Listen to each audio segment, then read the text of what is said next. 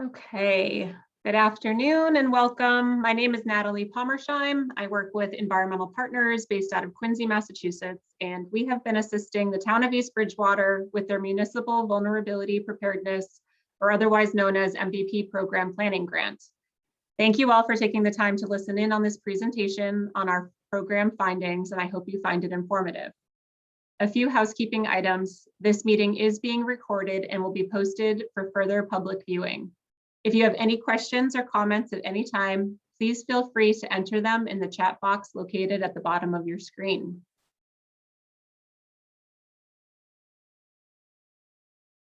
This afternoon, we will provide you all with an overview of the MVP program, a summary of documented regional climate changes, and the results of the Community Resilience Building, or CRB, workshops that were held last month. We will close with an opportunity to take questions.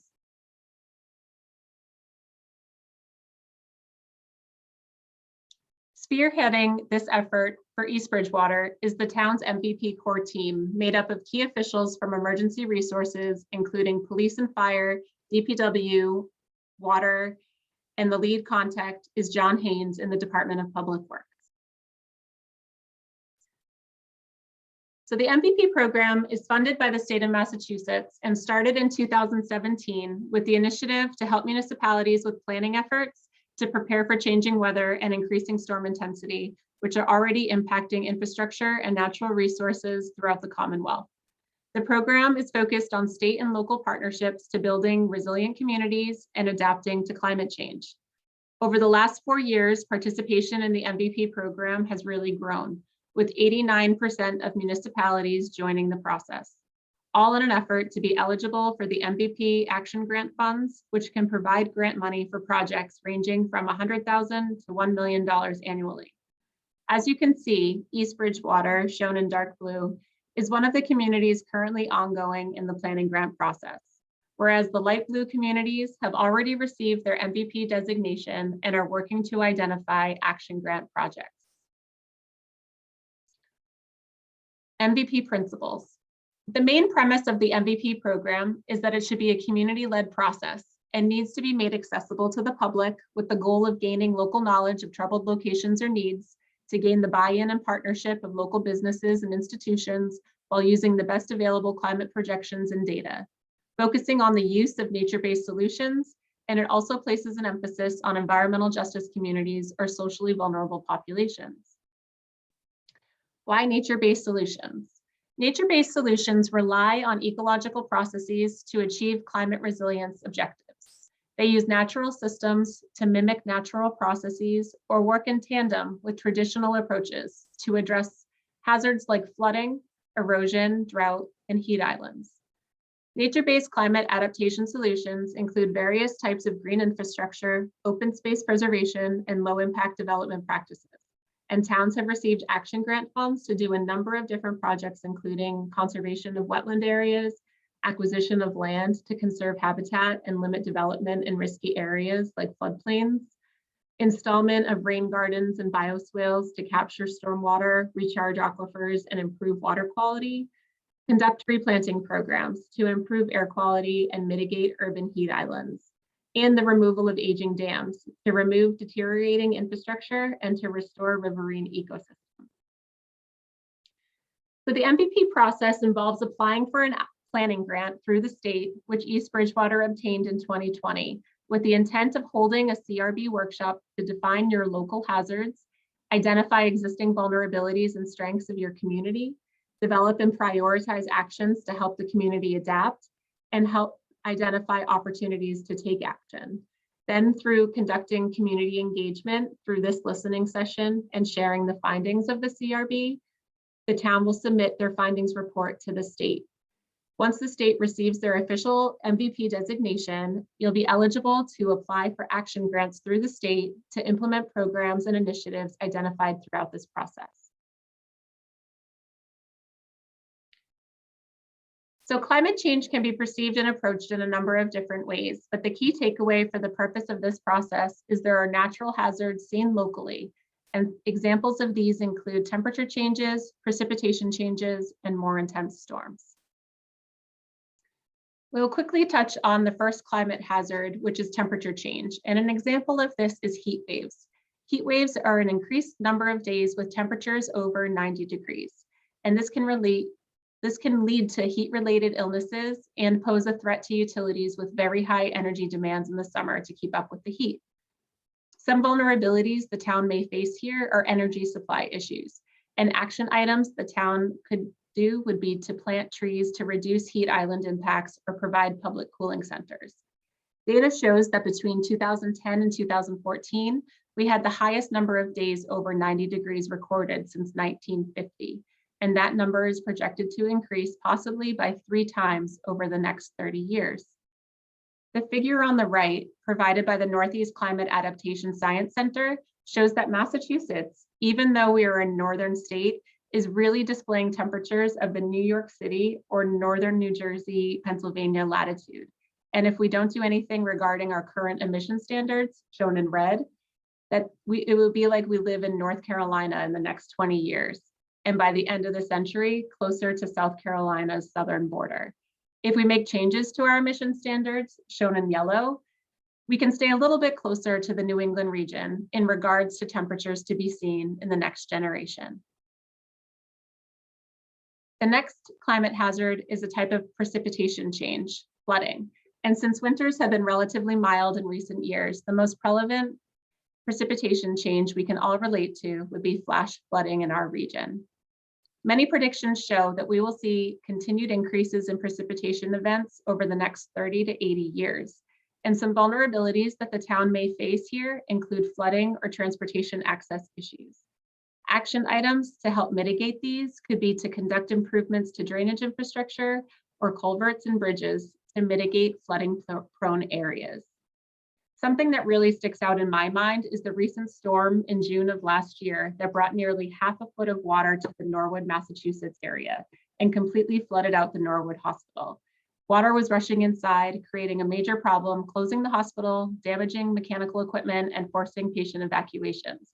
People lost their jobs, and the hospital has been shut down for over a year.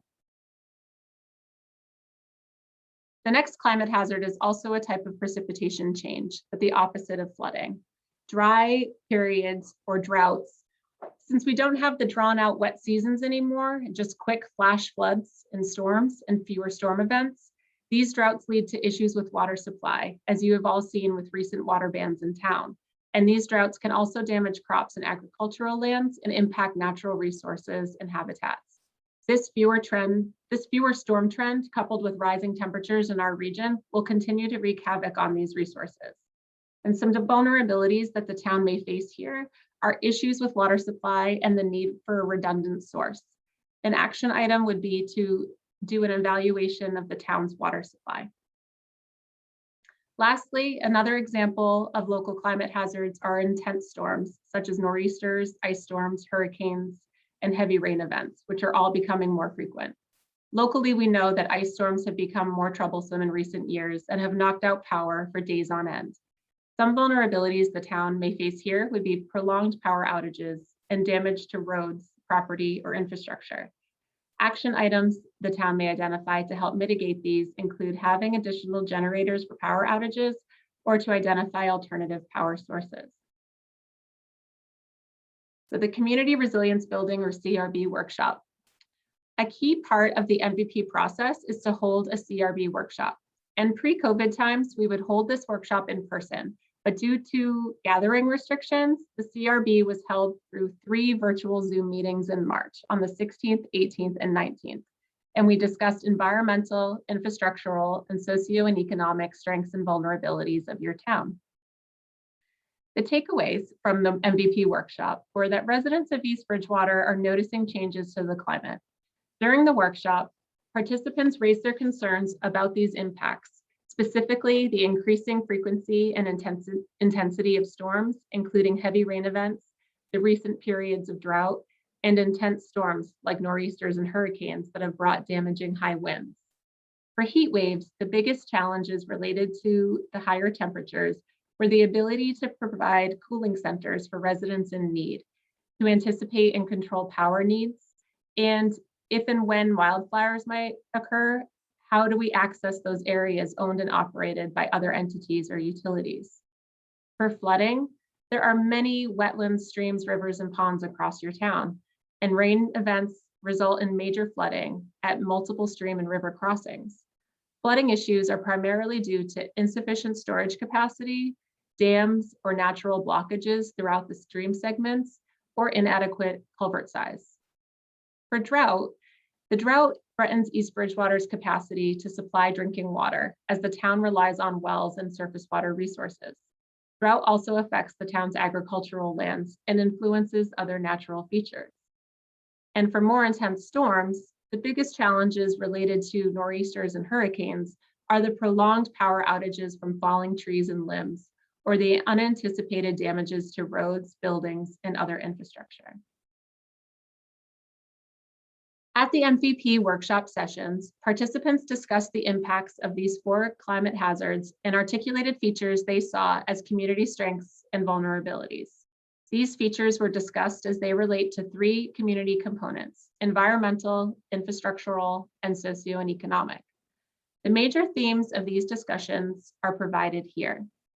For environmental themes, we focused on flood storage, water quality, protecting open space, tree health and strategic planting, and green infrastructure. For infrastructural themes, we focused on aging infrastructure, the road conditions, maintenance of dams, culverts, and bridges. For socio and economic theme, we focused on the impacts on the elderly and low-income neighborhoods, backup power capacity, cooling centers, communication systems, and emergency management. After identifying the town's features, strengths, and vulnerabilities, the MVP workshop participants brainstormed a list of potential resilient actions East Bridgewater could take to combat the impacts from the 4 climate hazards. Actions were intended to build upon the existing strengths of your town while addressing current or future vulnerabilities. MVP workshop stakeholders generated a list of nearly 20 action items, and each participant was asked to vote on their top 3 priorities across the 3 community components: environmental, infrastructural, and socio and economic. The following are the top actions that were collectively identified as top priorities for East Bridgewater, listed in the order of the number of votes they received. For the environmental session, we identified an open space comprehensive plan, Forge Pond restoration, Robbins Pond restoration, and a town-wide watershed restoration plan. For infrastructural session, we identified the water supply vulnerability assessment, the DPW facility assessment and site relocation study, and the watershed-specific drainage studies. And for socio and economic session, we identified the evaluation of emergency generators for town-owned facilities, to conduct an analysis on sheltering needs, and to enhance or further develop communication systems for the Council on Aging. So at this time, I'd like to open up the floor for any questions or feedback anyone had regarding the MVP process or the findings for the top actions that were identified through the workshop.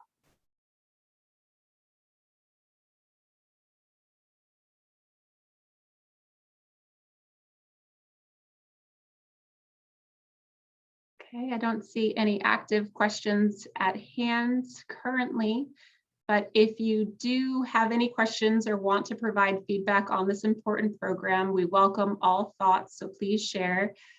Please reach out to John Haines or myself if you have any questions. And on behalf of the Town of East Bridgewater's MVP core team, I want to thank you for listening in. And if you would like any additional information or resources, please visit our website. And there is also information provided on the town's DPW website. Thank you.